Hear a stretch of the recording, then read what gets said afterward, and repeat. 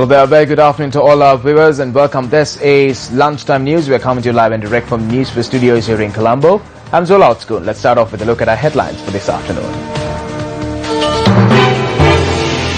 Tense situation erupts at fishermen protest in Kalpitia.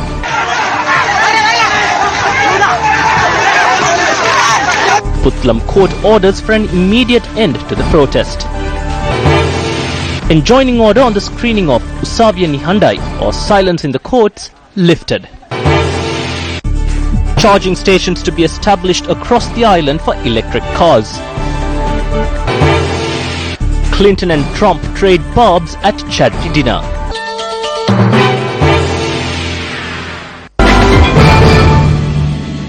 On our lead story this afternoon, a group of fishermen are staging a demonstration while obstructing the Palavia-Kalpitia main road in the Kurinyankulam area.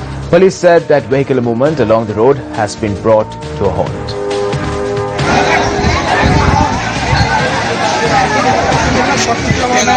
The group of fishermen commenced their demonstration last afternoon in protest against the use of illegal fishing methods. According to our correspondent, the tense situation broke out when a certain group had arrived at the location of the protest.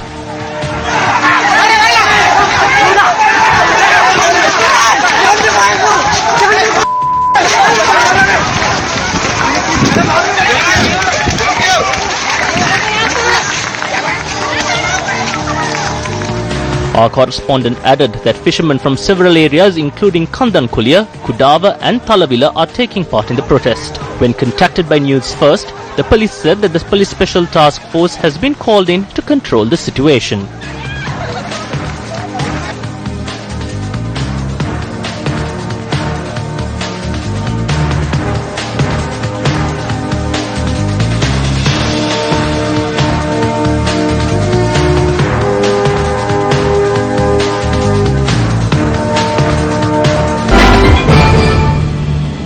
News from courts this afternoon. The enjoining order issued on the firm Usavia Nihandai or silence in the courts directed by Prasanna Vithanage was lifted by the Colombo District Court when the case was taken up before Colombo District Judge M.U. Gunawardena today. The order was issued after court yesterday considered lengthy submissions made by counsel representing Prasanna Vithanage and 6 other respondents. Representing the Sri Lanka Film Corporation, which was named as the 9th respondent, Deputy Solicitor General Sumathi Dharmawardena informed court that the film had been approved for public screening at cinemas by the censor board. The enjoining order was issued on the 5th of October after considering a plaint lodged by former magistrate Lenin Ratnayaka seeking an enjoining order for the film. A police sergeant on duty was killed in a motor accident which took place in the Gorkhaduwa area in Kalutara. The accident had taken place last night when a van travelling from Palavatta to Pittigala had run over the police sergeant who was on patrol duty at the time. The police sergeant was 55 years old. The driver of the van has been arrested while investigations into the accident are being conducted by the Meghatathana police.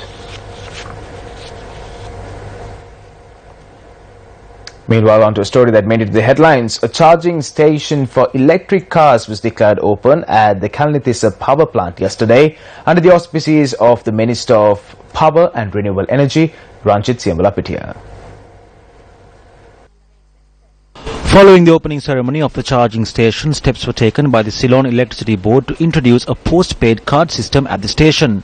Speaking at the event, the minister said that 6 such charging stations would be established across the island in the near future. විදුලි බලයෙන් ක්‍රියා කරන car සඳහා ආරෝපණය කිරීමේ ස්ථාන නැත්නම් charge කිරීමේ ස්ථාන. Steps were taken today to introduce a charging station for electric cars under an affordable price scheme.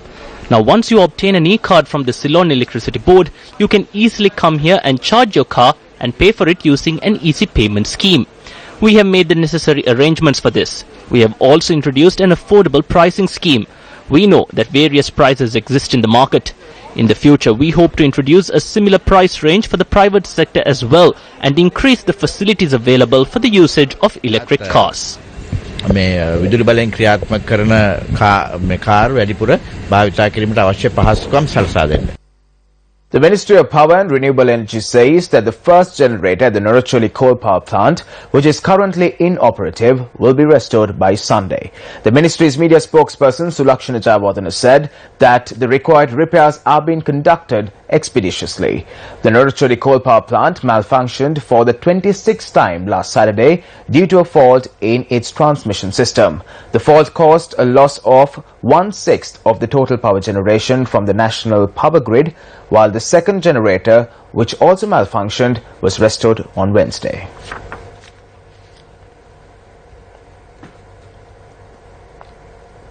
A book on the Buddha Sasana, the country's future and the constitution was unveiled to the public today.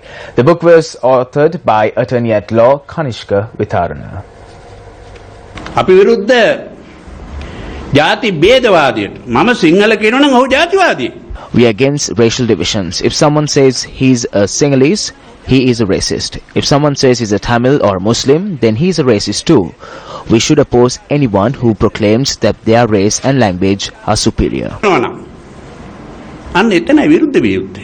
පළමු වරට මහරජිනට වඳින රටක් නෙවෙයි ඒ තරම් නිවටව තිබුණු රටක් ජනරජයක් බවට පත් කරන්න බණ්ඩාරනායක මැතිණියගේ රජය කටයුතු කළා. When Bandaranayake took steps to declare a country a republic and not a country that pays tribute to the Queen, steps were taken to ensure that Buddhism received its due place in the country through the constitution.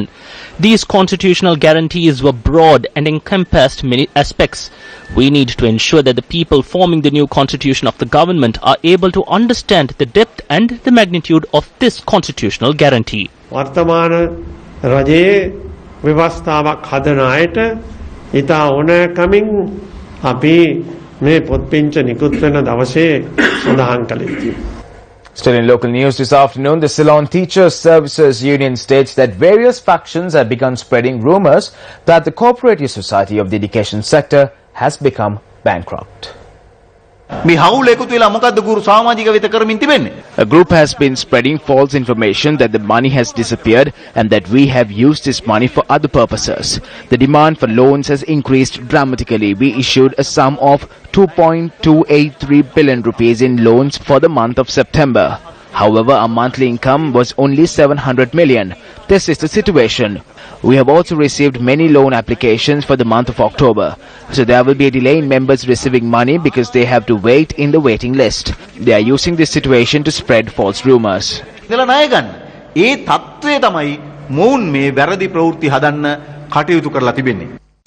want more news. India leads the medals table of the South Asian Aquatic Championship at the end of the second day of the games with 66 goals. Host Sri Lanka have bagged a total of 14 gold medals. The first ever South Asian Aquatic Championship is being hosted at the Sugatadasa Indoor Stadium swimming pool complex. In yesterday's proceedings of the games, Sri Lanka's Ramudi Samarakoon won gold in the under-15 200 meters breaststroke event.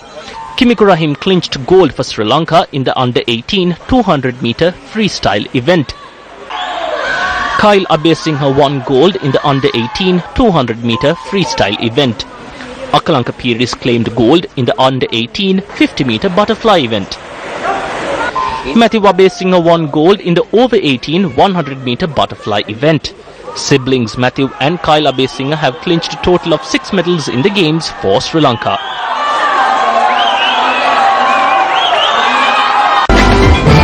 More news follows on our website www.newsfirst.lk. For the News team, I'm Joel Outscoon. Have yourself a great day ahead.